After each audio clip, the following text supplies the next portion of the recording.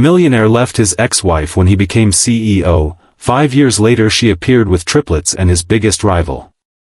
You're the CEO guy. The one who left mom. 5 words. 5 devastating words from a 5-year-old boy with Ethan Cole's eyes. The same gray-green shade he saw in mirrors every morning. The same slight upturn at the corners. The same intensity that cut through pretense and found truth. Ethan stood frozen in a ballroom full of Harbor City's elite, staring at 3 identical boys in matching suits. His sons. The children he'd abandoned before they drew breath. And beside them stood Lena Brooks, the woman he'd destroyed, her hand resting on the shoulder of Marcus Reed. His biggest business rival. Her husband. The man who'd raised Ethan's children while Ethan collected trophies that meant nothing. "I'm sorry," Ethan whispered, crouching down to meet the boy's unwavering gaze. "I made the worst mistake of my life." The boy didn't blink. "Did it make you rich?" The question hit like a physical blow.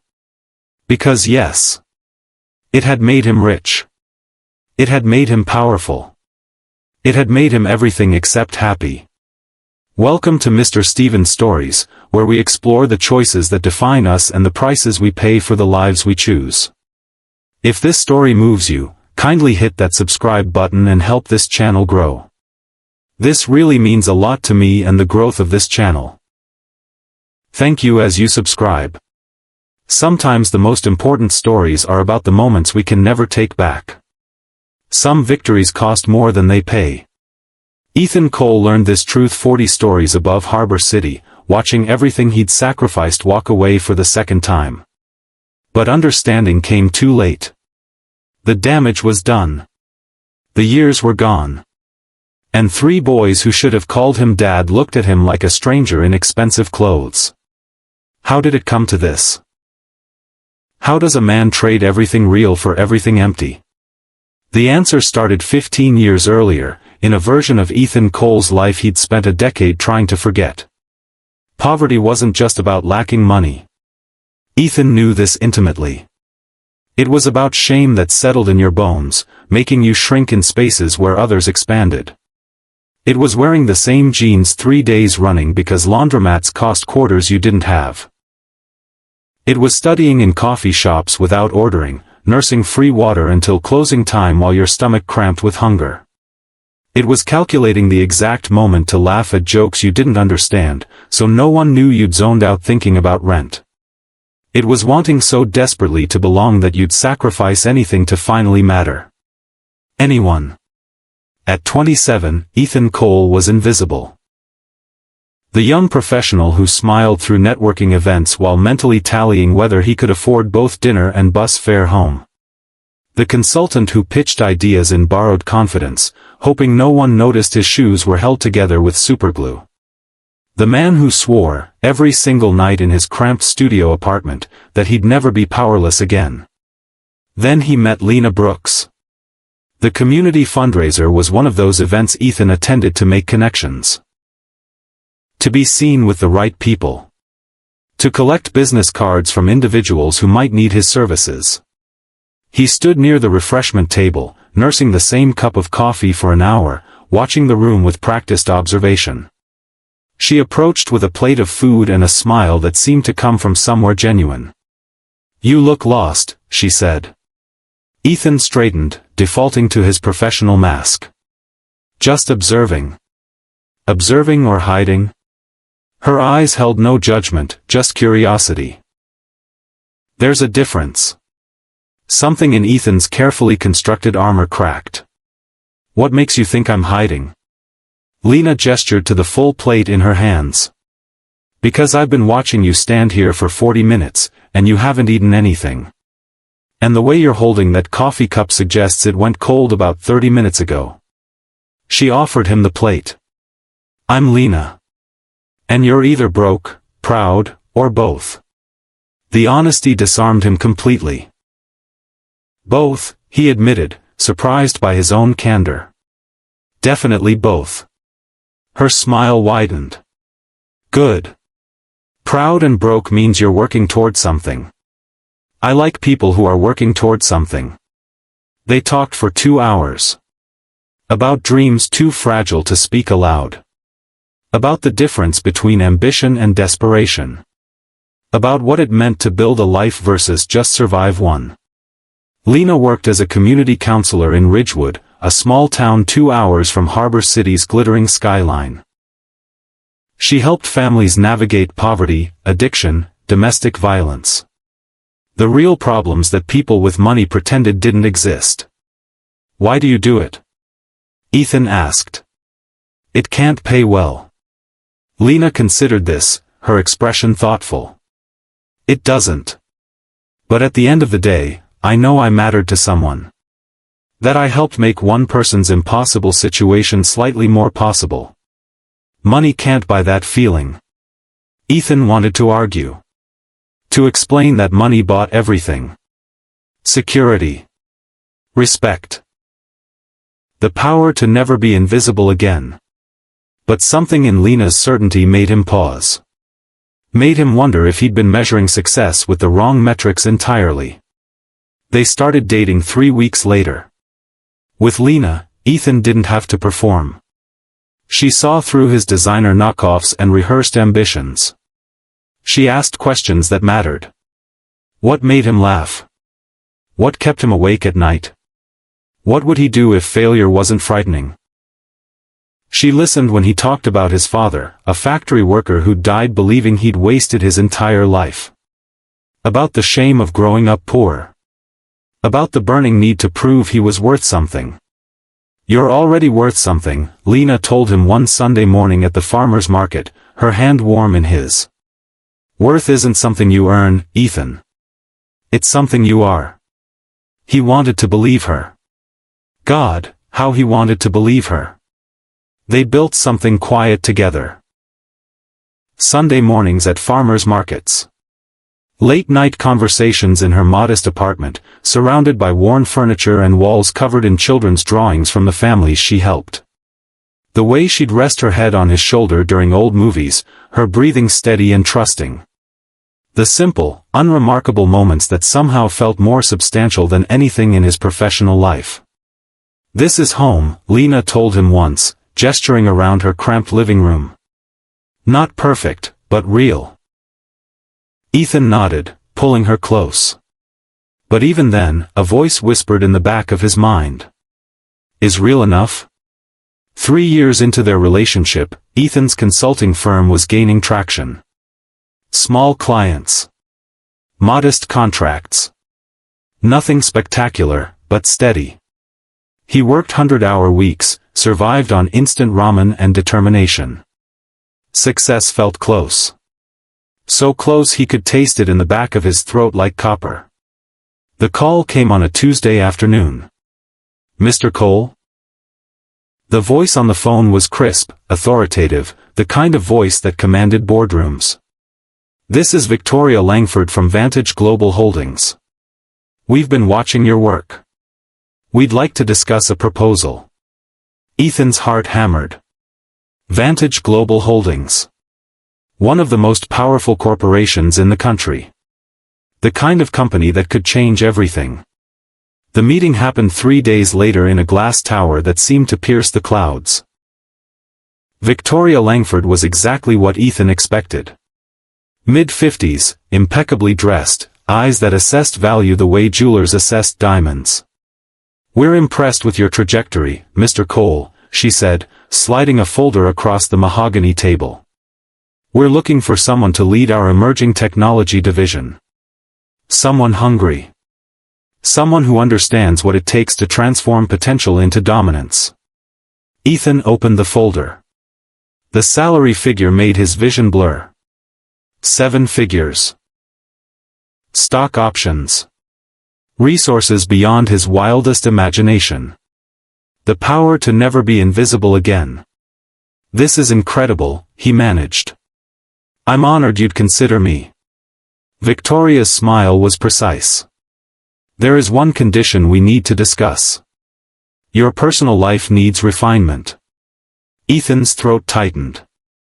"I'm sorry." "You're currently in a relationship with Lena Brooks. A community counselor in Ridgewood. Victoria's tone suggested she was discussing a problematic line item in a budget. A mess.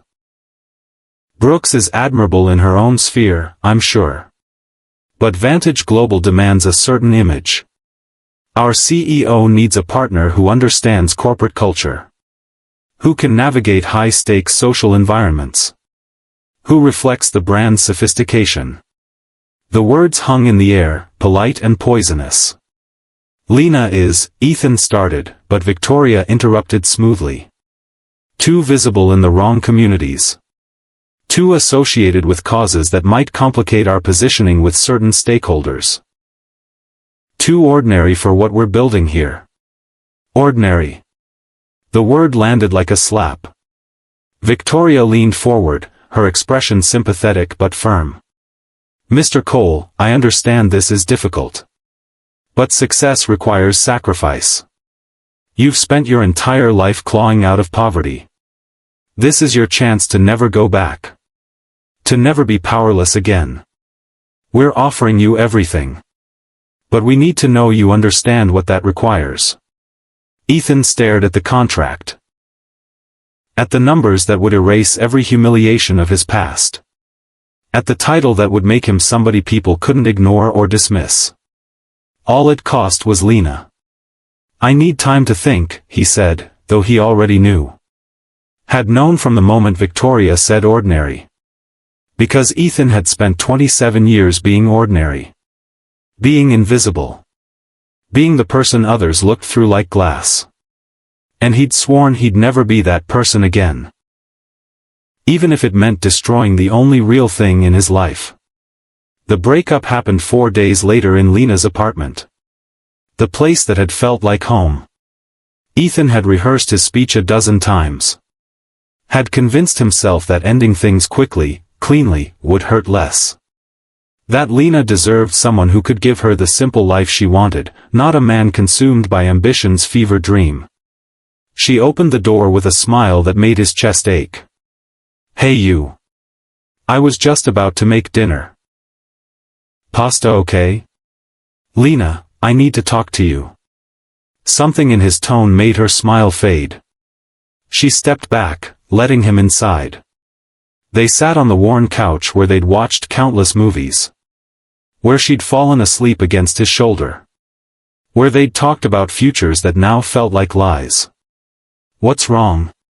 She asked, her hand finding his. Ethan pulled away. The gesture felt like severing a limb.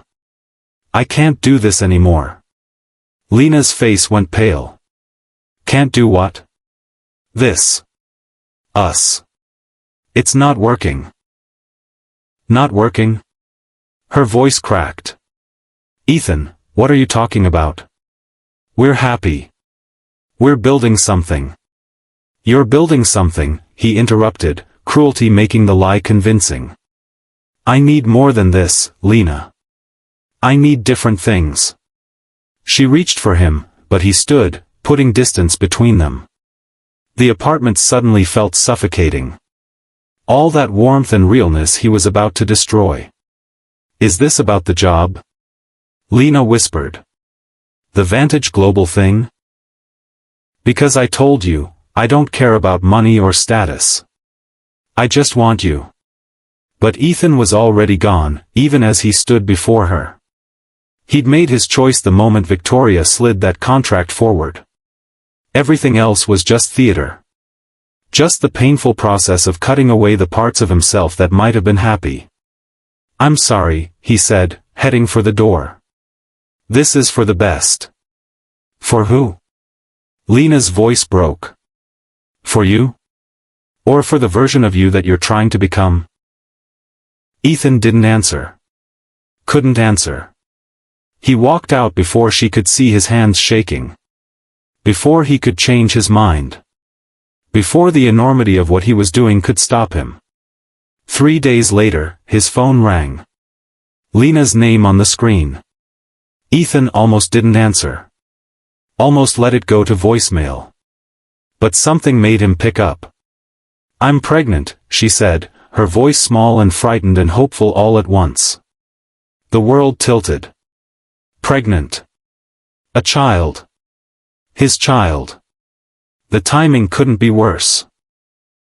He was days away from signing with Vantage. From stepping into the life he'd sacrificed everything to claim. Ethan? Did you hear me? I know the timing is complicated, but we can figure this out together. We can make this work. I know you're scared, but we can do this. I can't, Ethan heard himself say. The words came from somewhere cold and far away. The timing is impossible, Lena. Maybe after things settle. After the company stabilizes. Silence stretched between them, thick with everything unsaid. With the future they'd never have. With the child he was already abandoning. After? Lena's voice was barely audible. Ethan, there's no after with a baby.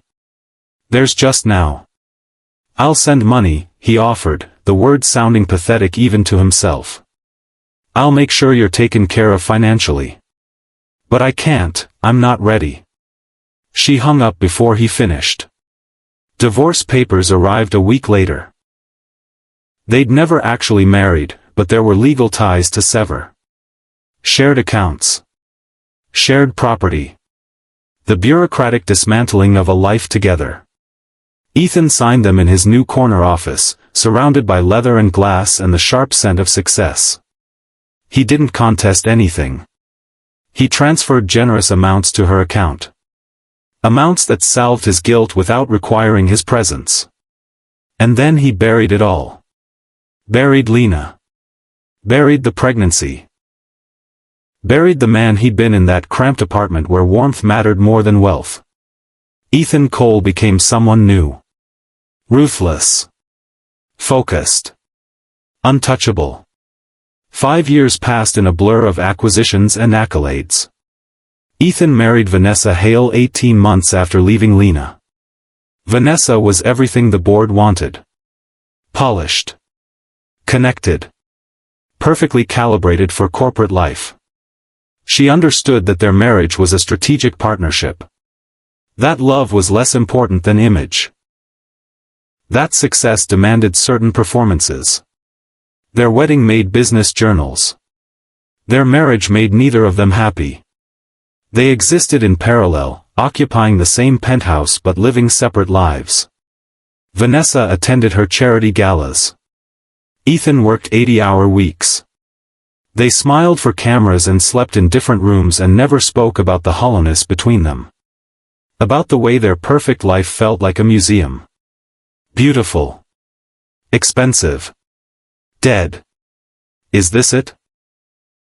Ethan asked himself one morning, watching Vanessa prepare for another event with mechanical precision. Is this what winning feels like? But he pushed the question away. Success demanded sacrifice. He'd known that from the beginning. This was the price. This emptiness. This performance. This slow suffocation in a glass tower 40 stories above everything real. Meanwhile, 2 hours away in Ridgewood, Lena Brooks was rebuilding. She discovered she was carrying triplets 3 months into the pregnancy. 3 boys. 3 hearts beating inside her. 3 lives that would need everything she had. The news had terrified her. How could she raise 1 child alone, let alone 3? But Lena had always been stronger than she believed.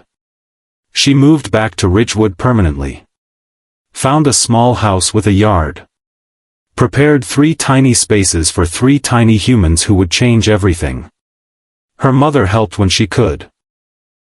The community rallied. Because that's what real people did. They showed up. They stayed. They chose presence over prestige.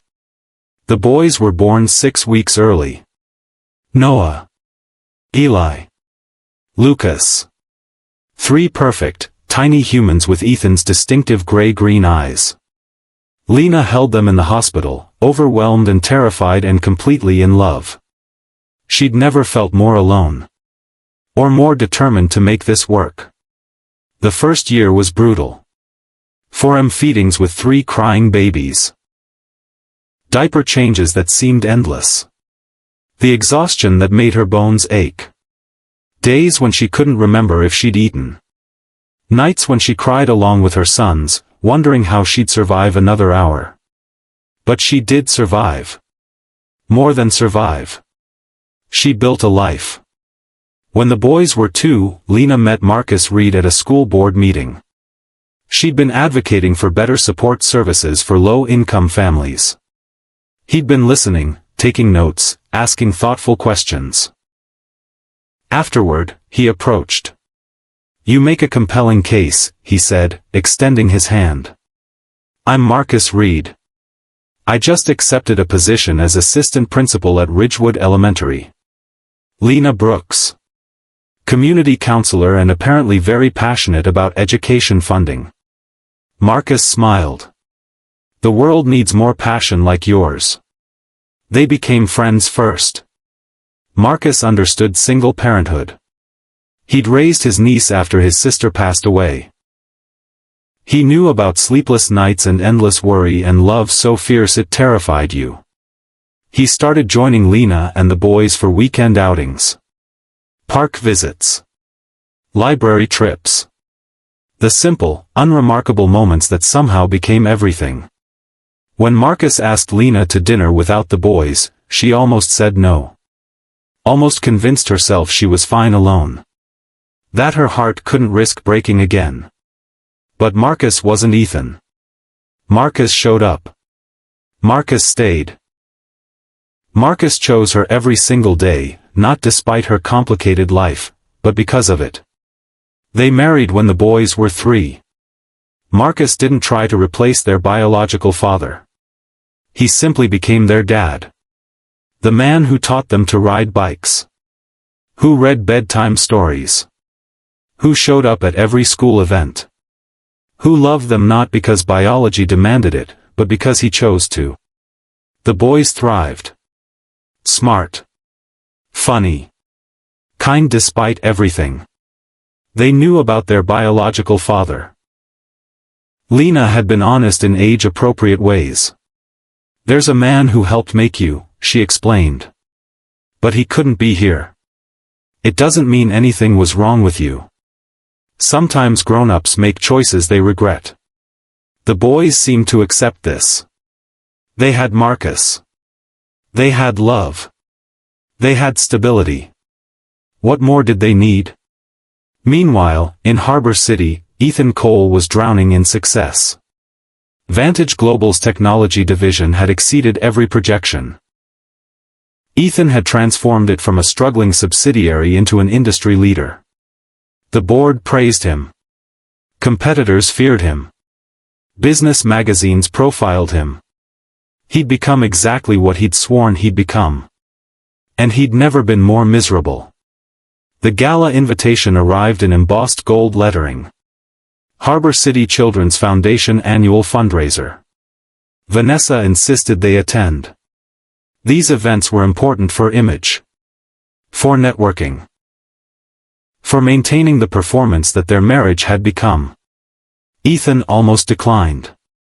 These galas had become tedious. The same faces. The same conversations.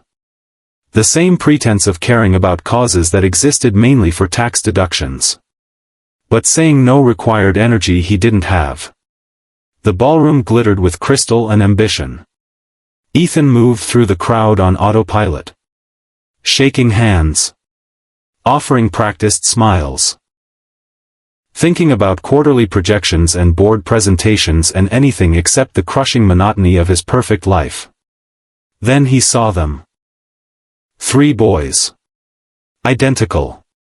Maybe 5 years old, wearing matching suits that looked slightly too formal. Slightly uncomfortable. They stood near the silent auction tables, fascinated by something on a tablet one of them held. Ethan's breath caught. They had his eyes. Not similar. Identical. The same unusual gray-green he saw in mirrors every morning. The distinctive shade he'd inherited from a grandmother he barely remembered. The same intensity that had always made him feel like he saw too much. His feet moved before conscious thought engaged. Closer. Closer. Details sharpening with each step that felt like walking through water. The way one boy's hair fell across his forehead, exactly like Ethan's did. The shape of their jaws, still soft with childhood but already showing the structure beneath.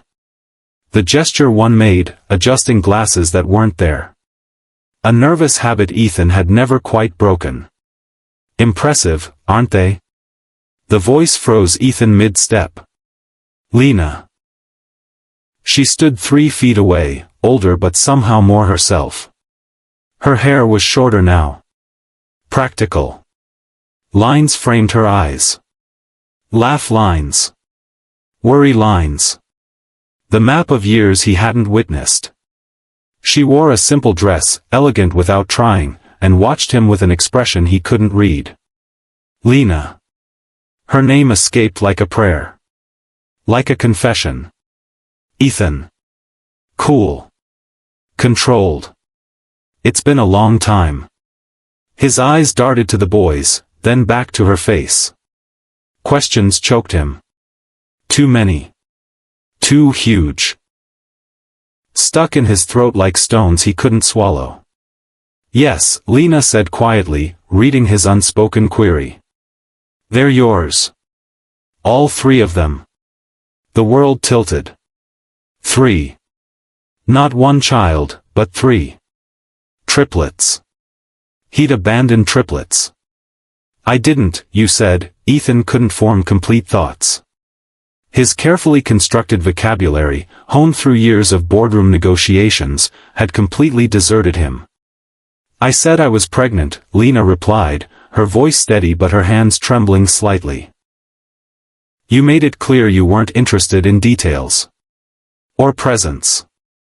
Or anything beyond a bank transfer. The accusation hit like physical blows. Each word a hammer against the glass tower he'd built around himself. Their names?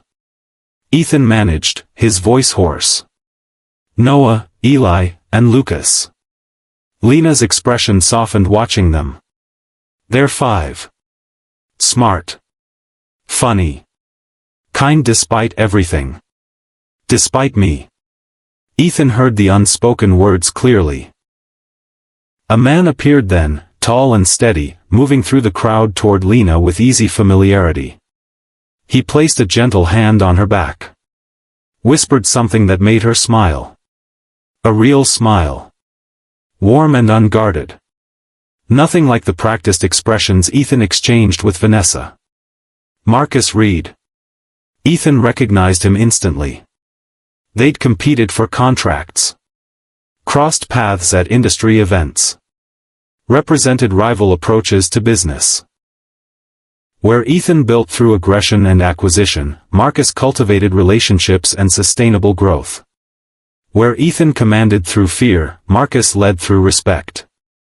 The business journals called them opposites. Mirror images of different philosophies. And now Marcus stood beside Lena like he belonged there. Like home. Marcus, this is Ethan Cole, Lena introduced them, her tone carefully neutral. Ethan, my husband, Marcus Reed. Husband. The word detonated something in Ethan's chest. Of course she'd moved on. Of course she'd found someone who showed up. Who stayed. Who chose her every single day. Someone who'd raised his sons while he'd been collecting trophies that meant nothing. Cole. Marcus extended his hand, his grip firm but not aggressive. His eyes held something Ethan couldn't name.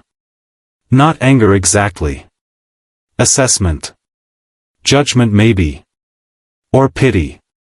Reed, Ethan managed, shaking hands while his world crumbled. The 3 boys noticed the adults talking and approached, curious and confident in a way that suggested they'd been raised with love and security. With consistency. With everything Ethan had denied them. Mom, can we see the aquarium exhibit? One asked. Noah maybe. Or Eli. Ethan couldn't tell them apart. Didn't know their voices. Their quirks. Their preferences. Didn't know his own sons. In a few minutes, sweetheart, Lena replied, smoothing the boy's hair with casual affection that made Ethan's throat ache. The boys looked at Ethan then. Really looked.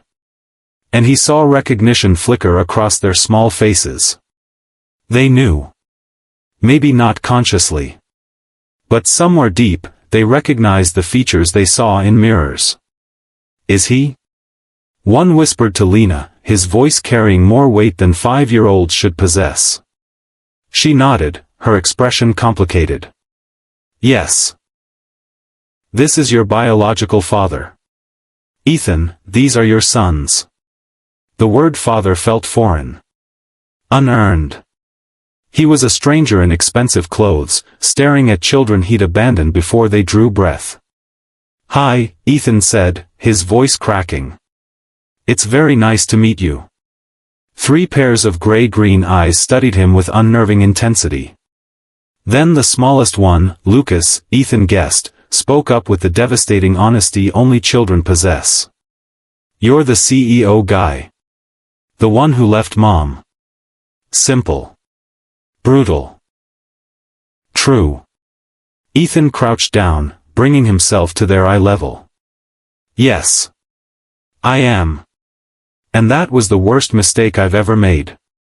Lena's sharp intake of breath was barely audible, but Ethan heard it. Why'd you do it? Another boy asked. Direct. Unafraid. Because I was scared, Ethan answered honestly. And selfish. I thought other things mattered more than family. I was wrong. Marcus's hand tightened on Lena's shoulder. Protective. Possessive. Earned through 5 years of showing up. Marcus is our dad, the third boy said, not cruelly, just factually. He teaches us stuff and comes to our games and reads bedtime stories. Each word was a knife between Ethan's ribs. Then you're very lucky, Ethan said, meaning it completely. Marcus sounds like an excellent father. He stood, meeting Marcus's eyes. Something passed between them. Acknowledgement perhaps. Respect for what Marcus had built from Ethan's ruins. I should go, Ethan said, addressing Lena but unable to hold her gaze. I wanted to see them. To know. Ethan, Lena started, then stopped, uncertainty flickering across her face. Goodbye, Lena. Marcus. Boys. Ethan walked away before anyone could respond. Before the tears building behind his eyes could fall in public. Behind him, he heard one of the boys ask, is he coming back? He didn't hear Lena's answer. Outside, Ethan's driver waited, but Ethan waved him off. He needed to walk. Needed the cold air. The darkness. The anonymity of city streets where no one expected anything from him. He'd spent 5 years building an empire. 5 years of victories and achievements and success that meant absolutely nothing. Because somewhere in Ridgewood, in a home he'd never seen, 3 boys were growing up without him. Learning to ride bikes. Losing teeth. Having nightmares. Celebrating birthdays. All the unremarkable moments that comprised actual life. And he'd missed it all. For what? A corner office? A title? The approval of people who'd forget him the moment someone younger and hungrier appeared? The next morning, Ethan couldn't focus. Board meetings blurred. Presentations felt meaningless. Numbers on screens might as well have been written in another language. Vanessa noticed from across their cavernous penthouse. You're distracted, she observed over breakfast neither of them would eat. I saw Lena last night. At the gala. Vanessa's expression didn't change. Lena? The woman I was with before you. Before Vantage. She was there with our sons. Our? Vanessa's coffee cup paused halfway to her lips. My sons. Triplets. 5 years old. I didn't know about them. Well, I knew she was pregnant, but I didn't know there were 3. I didn't know anything. Vanessa set down her cup with precise control. And now you do know. Yes. What are you going to do about it? Ethan had no answer. What could he do? He'd made his choice 5 years ago. The consequences were 3 boys who looked at him like a stranger. A woman who'd rebuilt her life without him. A man who'd been the father Ethan should have been. The scandal broke 3 days later. Someone at the gala had noticed the resemblance. Had taken photos. Had connected the dots. Tech CEO's secret children. The headlines screamed. Abandoned triplets raised by business rival. The story spread like wildfire through Harbor City's elite circles. The board called an emergency meeting. "This is a PR nightmare," Victoria Langford said, her voice cold with fury. "We built your image carefully, Ethan. Family man. Visionary leader. And now we discover you abandoned 3 children?" "I didn't know there were 3, Ethan started, but even he could hear how pathetic it sounded. "You knew there was a pregnancy," another board member interrupted. "You chose your career over your own child." Children, as it turns out. The vote was swift. Ethan Cole would step down as CEO of Vantage Global's technology division. Effective immediately. They'd spin it as pursuing other opportunities. But everyone knew. Everyone understood.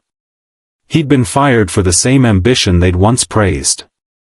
Vanessa filed for divorce that week. Their marriage had been a performance anyway. No reason to maintain the illusion when the audience had turned hostile. Ethan's carefully constructed empire crumbled in days. The penthouse went on the market. Assets were liquidated. Legal fees mounted. The man who'd sacrificed everything for success watched it all disappear with startling speed. He moved to a modest apartment in Brookline, just outside Ridgewood. Close enough to see his sons if given the chance. Far enough to not intrude on the life they'd built without him. The apartment was small. 1 bedroom. Basic furniture. Nothing like the glass tower he'd occupied for 5 years. But something about it felt more real.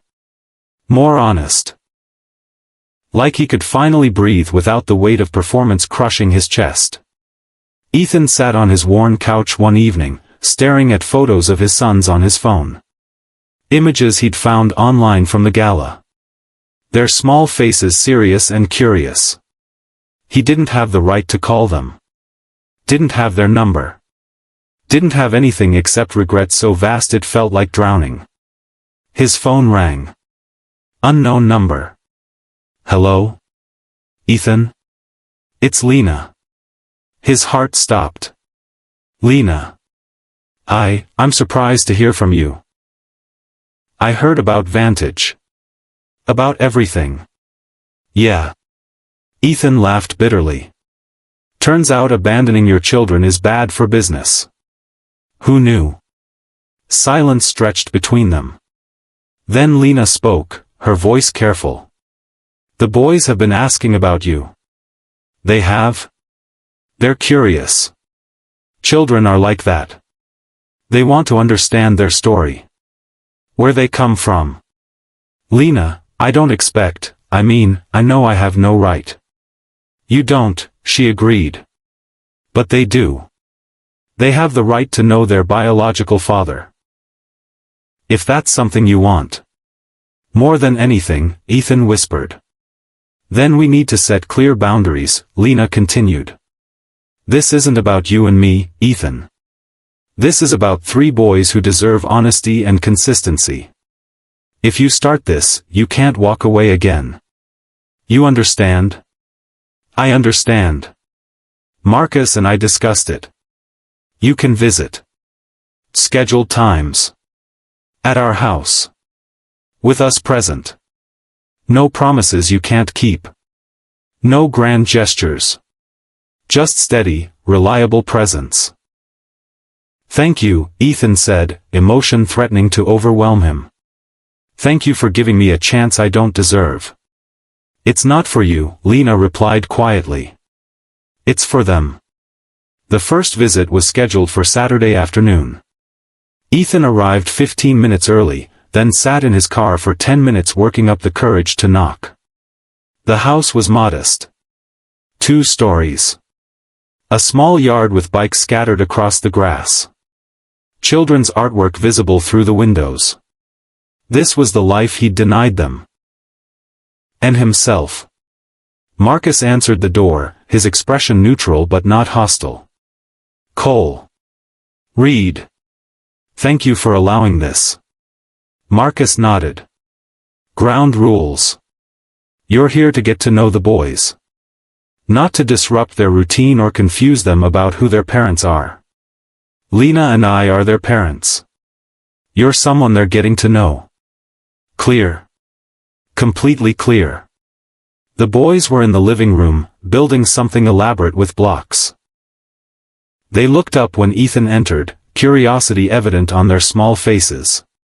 Boys, Lena said gently, you remember Mr. Cole from the gala? 3 heads nodded in unison. He'd like to spend some time with you today. Get to know you better. Is that okay? More nodding. Then Lucas, the boldest, spoke up. Can you build stuff?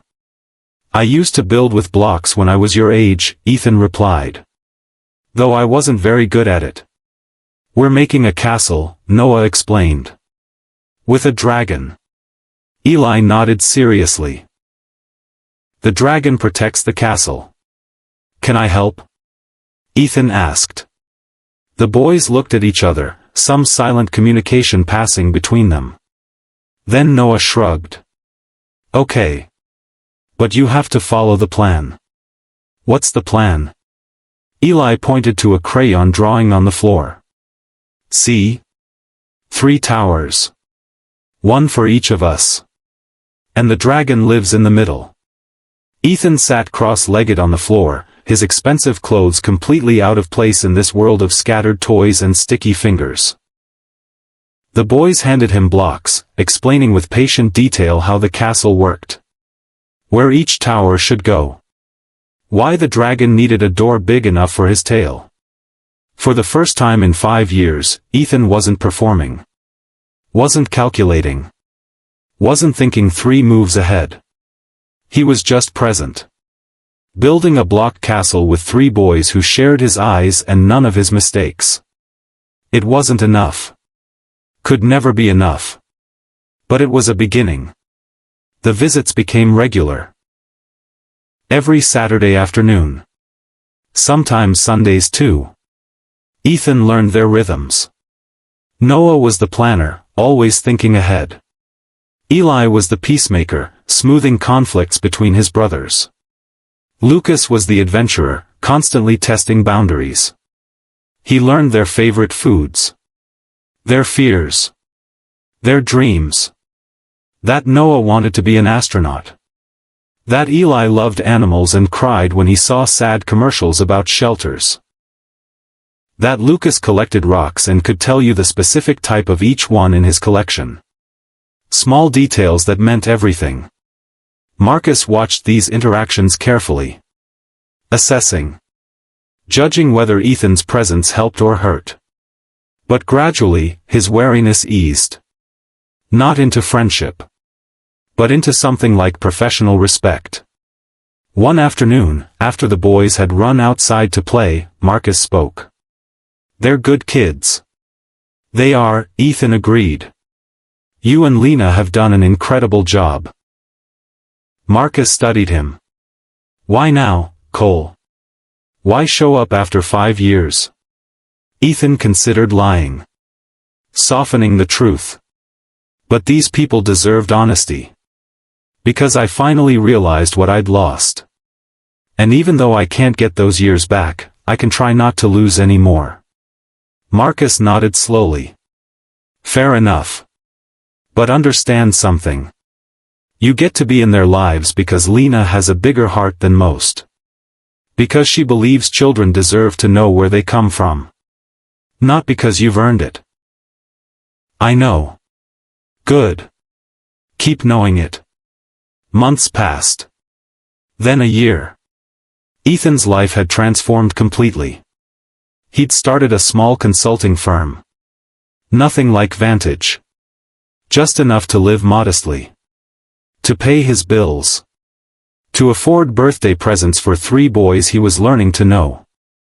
He attended their soccer games, sitting in the bleachers beside other parents.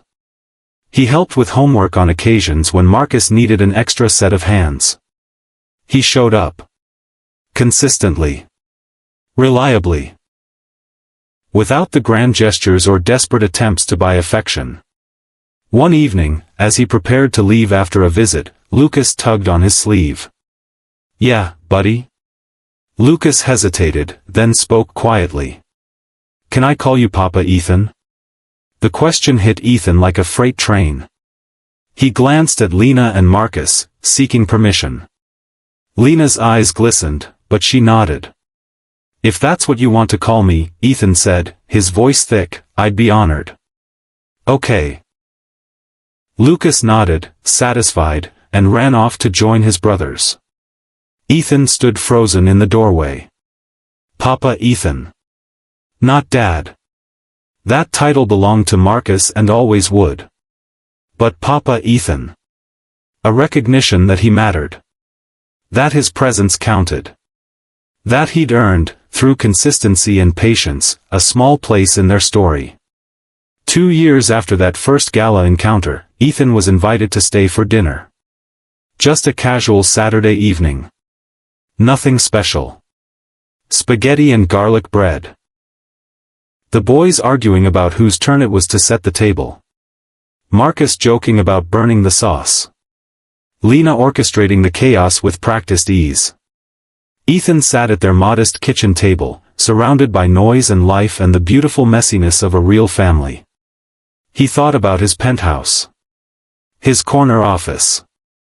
The glass tower 40 stories above everything that mattered. This, he realized, watching Lucas try to sneak an extra meatball while Noah protested the unfairness, this was success. Not the accolades or the wealth or the power. But being present for the small, unremarkable moments that added up to a life. After dinner, as Ethan helped wash dishes alongside Marcus, his former rival spoke. "You're doing good, Cole. The boys trust you now." "That means everything," Ethan replied quietly. "Just keep showing up. That's all any kid really needs. Someone who shows up." Later, as Ethan prepared to leave, all 3 boys hugged him goodbye. Quick, unself-conscious embraces that filled the hollow spaces success had carved in his chest. "See you next week, Papa Ethan," Noah said. Next week, Ethan promised. Same time. Driving home to his modest apartment, Ethan thought about his father's words. Some men conquer companies. Others conquer themselves. The first makes you rich.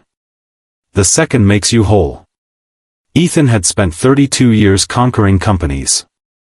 Accumulating wealth. Building empires that crumbled the moment he stopped feeding them. He'd sacrificed love for status. Presence for prestige. Everything real for everything empty. But standing in a modest kitchen in Ridgewood, washing dishes beside the man who'd raised his sons, Ethan finally understood what his father meant.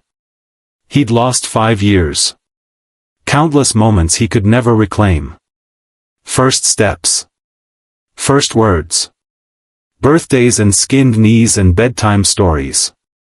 But he had now. And every week after. The chance to show up. To be consistent. To prove through actions, not words, that he'd finally learned what mattered. Some victories cost more than they pay. Ethan had learned this truth the hardest way possible. His victory had cost him everything. The woman he loved. 5 years with his children. The chance to be the father they deserved from the beginning. But he'd also learned that redemption wasn't about grand gestures or dramatic transformations. It was about showing up. Week after week. Year after year. Building trust through consistency. Earning belonging through presence. 3 boys with his eyes now called him Papa Ethan. Not because biology demanded it, but because he'd finally chosen them. Not over his career, but alongside his life. As the most important part of it. The glass towers of Harbor City still gleamed in the distance. But Ethan drove past them toward Ridgewood. Toward a modest house with bikes in the yard. Toward 3 boys who were teaching him what his father had tried to explain all those years ago. Success isn't what the world applauds. It's who waits for you at the table. Who trusts you to show up. Who gives you the precious gift of belonging, even when you've done nothing to deserve it. Ethan Cole had conquered companies. Had accumulated wealth beyond measure.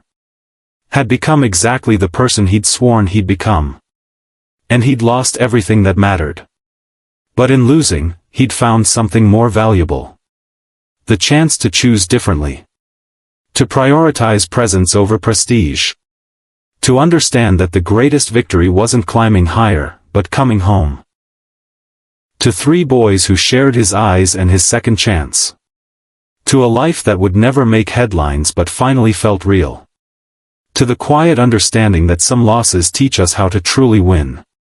If this story touched something in you, take a moment to reflect. What does success mean in your life? Is it what the world applauds, or who waits for you at the table? Share your thoughts in the comments below. And if you believe these stories matter, if you think more people need to hear about the choices that define us and the prices we pay, hit that subscribe button. Help Mr. Steven's stories grow. Because sometimes the most important stories are the ones that remind us what we're really working for. Until next time, choose wisely. Some victories cost more than they pay.